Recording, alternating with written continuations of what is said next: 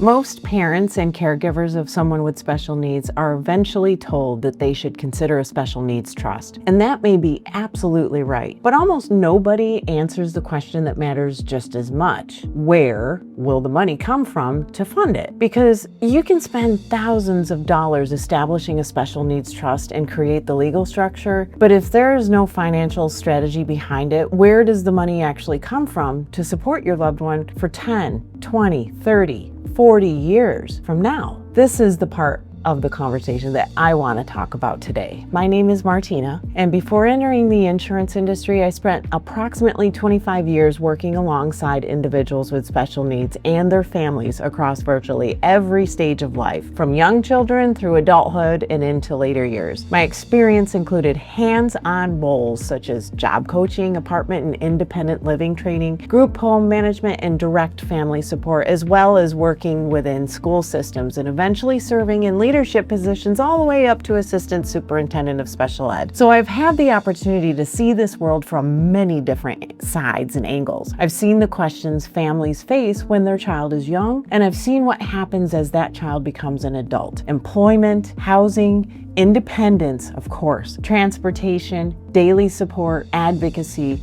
and who manages the money? Who steps in when mom or dad get older? And ultimately, what happens when the parents who have spent a lifetime advocating for their loved one and they're no longer here? For approximately the last 10 years, I've also worked with families using life insurance and indexed universal life policies and annuities. And that combination of experience is really the foundation of Trufarewell. Because when I sit down with a family, I'm not looking at their situation only from the insurance side. And I'm certainly not starting with an IUL and starting to fit the family into it. We start with the person with special needs. What might their life actually look like in the future? What support might they need? Where might they live? Who will advocate for them? And who will manage the money? What resources does the family already have? And then we look at how financial tools, including life insurance, cash value, death benefits, annuities, and other family assets may potentially work together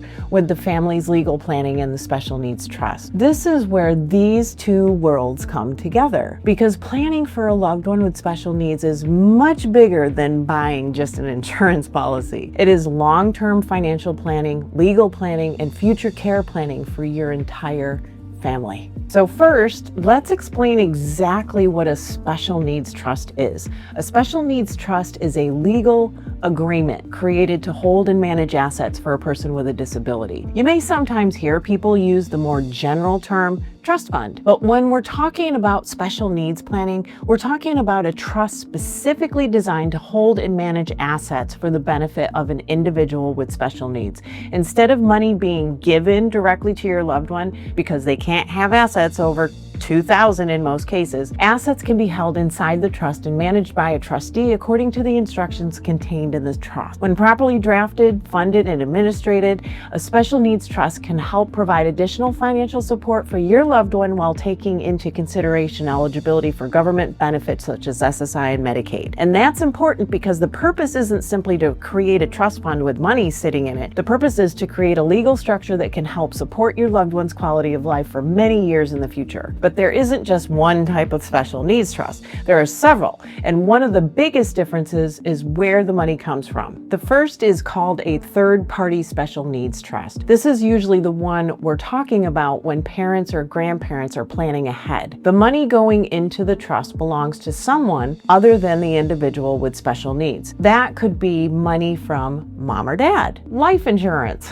an inheritance from a grandparent, investments, as well as real estate, and other family assets, like a car. Those assets can be directed into the trust for the benefit of your loved one. A properly structured third-party special needs trust can also identify who ultimately receives any money remaining after your loved one passes. The second type is a first-party special needs trust. This is different because the money already belongs to the individual with special needs. Maybe they receive a personal injury settlement. Maybe they inherited money directly instead of having it directed into the special needs trust. Maybe another asset came into their name that could affect eligibility for certain benefits. A first-party trust can sometimes provide a way to hold those assets while protecting eligibility for certain programs, but different rules apply, including Medicaid, reimbursements, requirements when the beneficiary passes. And then there are pooled special needs trusts. A pooled trust is generally operated by a nonprofit organization. Each beneficiary has their own account, but the organization pools the accounts for investment and management.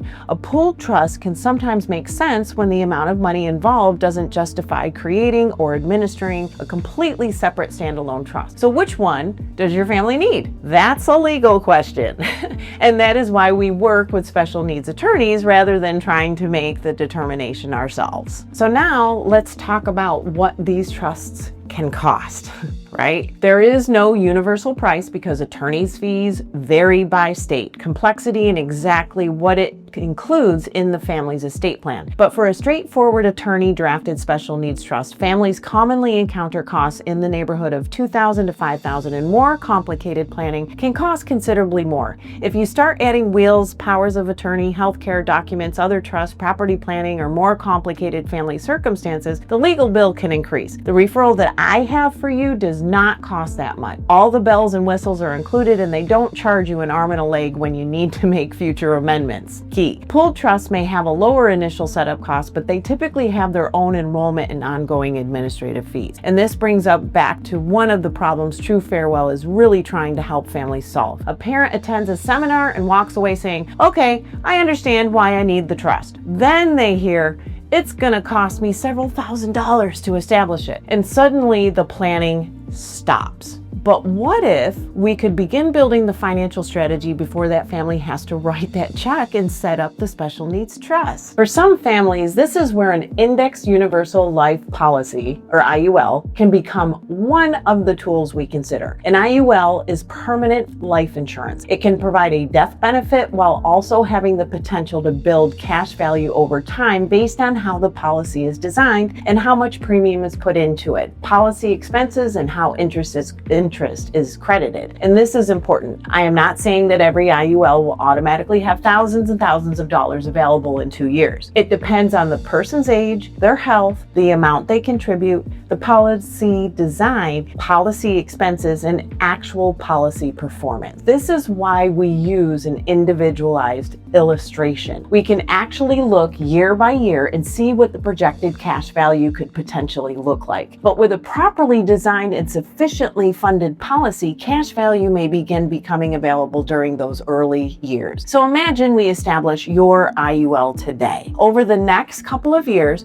you're building life insurance protection while potentially accumulating cash value. If sufficient accessible cash value develops, you may eventually be able to withdraw the money to pay for some or all of the legal cost of establishing your special needs trust. The money withdrawn is tax-free, it is not income, and you don't report it on your taxes. We show you the illustration and determine whether the numbers actually support it. Withdrawals can also reduce available cash value and the death benefit, so they do need to be understood and managed properly. But now think about what we have accomplished. We didn't simply purchase life insurance. We started building a financial asset. That asset may potentially help pay for the legal structure. And once the special needs trust has been established, we can begin connecting the rest of the family's future funding strategy to that trust. This is where it gets much bigger than an IUL, because the IUL isn't the plan. It's potentially one tool within the plan.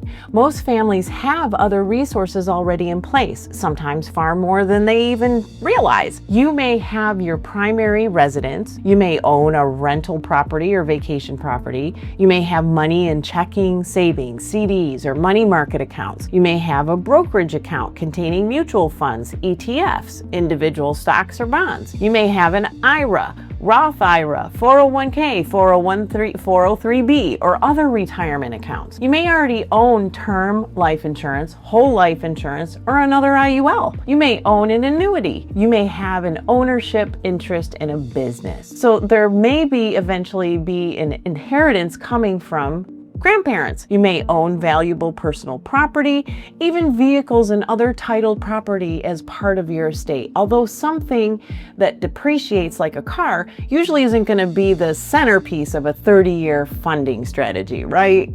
The point is, you may already have many of the ingredients. What you may not have is a coordinated plan telling those assets where to go. And that is one of the most important roles the special needs trust plays. Once the appropriate trust exists, your attorney and the financial professionals can begin coordinating how appropriate assets may eventually flow into it. That doesn't mean you take your house, your retirement account, and every dollar you own and put everything into a special needs trust today. Absolutely not. Different assets require different planning. Some may pass through your estate. Some may be coordinated through a will or another trust. Some assets, such as life insurance or certain annuities, may use beneficiary designations. Retirement accounts require especially careful tax and beneficiary planning. Your home or other real estate may be handled differently again. But now we have a destination. The trust becomes part of the roadmap. So for example, mom may have an IUL with a special needs trust appropriately named within the beneficiary strategy. Dad may already own a term policy that can also be coordinated with the estate plan. There may be an annuity designed to create future income.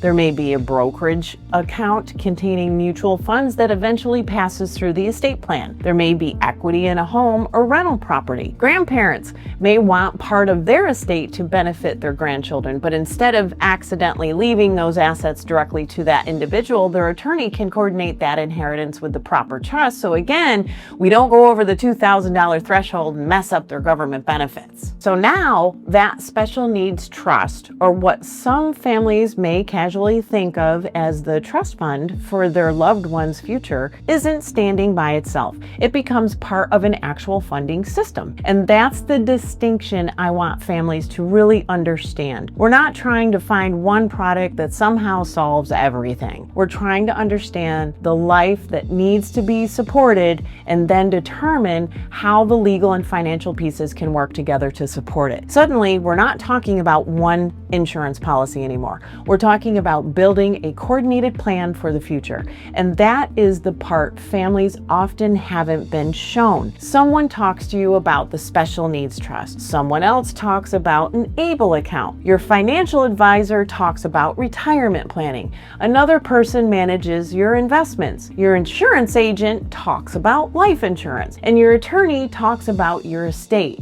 Everybody may be doing a very good job within their own area. But the question I want somebody to ask is, how do all of these pieces work together for the future of your loved one with special needs? That is the conversation we want to help families have at Trufarewell. So we start with your loved one. If you weren't here tomorrow, who would advocate for them? Where would they live? Who would manage the money? What would maintaining their quality of life actually cost? And what benefits and services do they currently receive? What assets do you already have? What insurance is already in place? And what does your retirement planning look like? And then, where are the gaps? Maybe an IUL is part of the answer, and maybe it isn't. Maybe you already have enough life insurance. Maybe an existing policy simply needs to be coordinated correctly. Maybe an annuity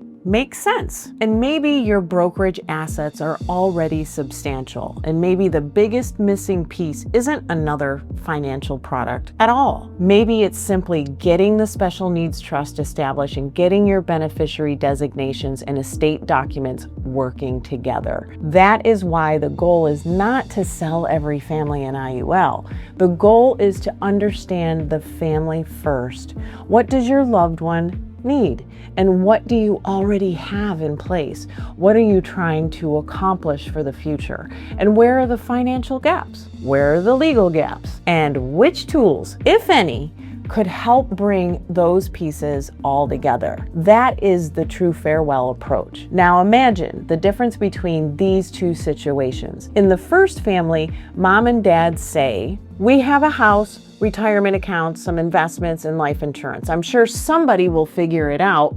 when we're gone. In the second family, the special needs trust is already established. The trustee has been identified. The legal documents are completed, and the life insurance beneficiary strategy has already been coordinated. Other appropriate assets have been addressed within the estate plan, and the family knows what will happen with the home, and they know where the investment assets will go. And they know which assets are intended for their other children. They know who is supposed to step in for their loved one with special needs, and they've begun creating a dedicated pool of resources for the future care of their loved one with special needs. This is an entirely different level of planning, and you don't have to be wealthy to begin doing this. You also don't have to understand IULs, annuities, special needs trusts, financial planning, retirement planning, or wealth management before speaking with us. That's our job, to help you begin making sense of all the pieces. So start with our future care questionnaire or schedule a conversation directly with me. We'll look at your loved one,